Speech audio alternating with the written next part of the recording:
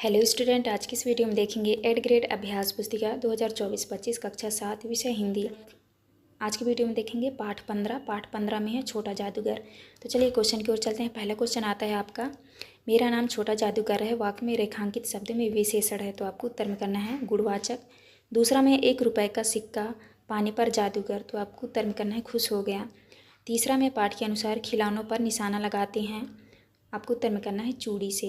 Next है आपका चौथा में छोटे जादूगर ने माँ की दवा का प्रबंध कैसे करने की सोची, तो आपको उत्तर में करना है खेल तमाशा दिखाकर। पांचवा है ठंडा शब्द में किस पंचम वर्ण का प्रयोग होगा, तो आपको उत्तर में करना है ना।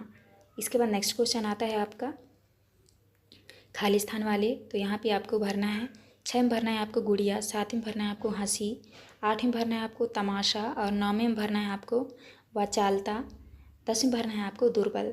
इसके बाद नेक्स्ट आता है आपका लघुत्तरीय प्रश्न। प्रश्न क्रमांक 11 में है लाल कमलिनी से भरी वाक्य में विशेषण शब्द क्या है, तो आपको उत्तर में करना है इस वाक्य में लाल विशेषण है। नेक्स्ट है आपका प्रश्न क्रमांक 12 में है लेखक को छोटे जादूगर से ईर्ष्या कब हुई, तो आपको उत्तर में करना है लेखक को तब ईर्ष्या हुई जब जादूगर को 1 रुपया मिला और वह खुश हो गया। इसके बाद नेक्स्ट आता है आपका क्रमांक 13 में हिंदी साहित्य के क्षेत्र में मील का पत्थर किसे कहा गया, आपको उत्तर में करना है जयशंकर प्रसाद को हिंदी साहित्य के क्षेत्र में मील का पत्थर कहा गया है। 14 में गया करके चला नमस्कार, वह वाक्य को सही पदक्रम में लिखिए, तो आपको उत्तर में लिखना है वह नमस्कार करके चला गया। इसके बाद नेक्स्ट है आपका प्रश्न क्रमांक 15 में छोटा जादूगर की कौन सी 2 बातें अच्छी लगी, कहानी के आधार पर बताइए, तो आपको उत्तर में करना है उसका अपनी माँ के प्रति समर्पण और चिंता, दूसरा है उसकी निशानेबाजी और कला में निपुणता।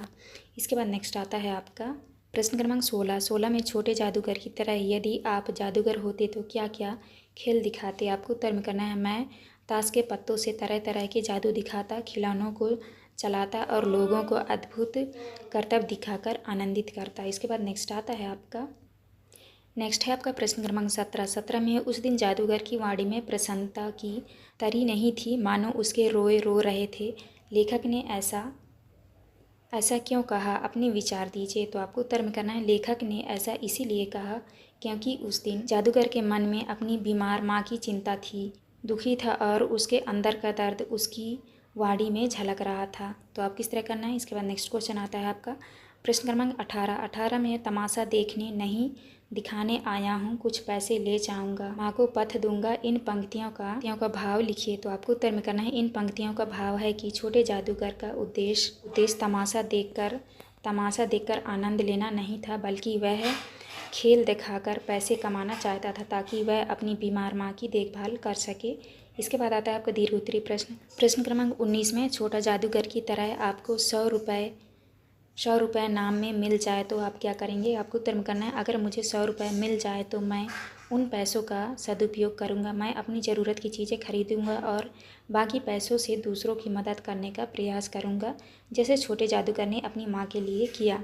नेक्स्ट है आपका प्रश्न क्रमांक 20 में आप अपने देखे हुए जादू के खेल का वर्णन अपने शब्दों में कीजिए, आपको उत्तर में करना है मैंने एक बार एक जादू का खेल देखा था जिसमें जादूगर ने एक टोपी से लगातार कबूतर निकाले, फिर उसने एक रुमाल को हवा में फेंका और वह अचानक एक फूल में बदल गया। उसकी हरकतें इतनी तेज और रहस्यमयी थी कि हम समझ ही नहीं पाए कि उसने कैसे किया। तो आपको इस तरह आंसर करना है। ये था आपका लास्ट क्वेश्चन। यहाँ पे हमारी वीडियो कंप्लीट होती है। वीडियो अच्छी लगे तो प्लीज़ हमारे चैनल को लाइक एंड सब्सक्राइब करिएगा। मिलते हैं अब नेक्स्ट वीडियो में।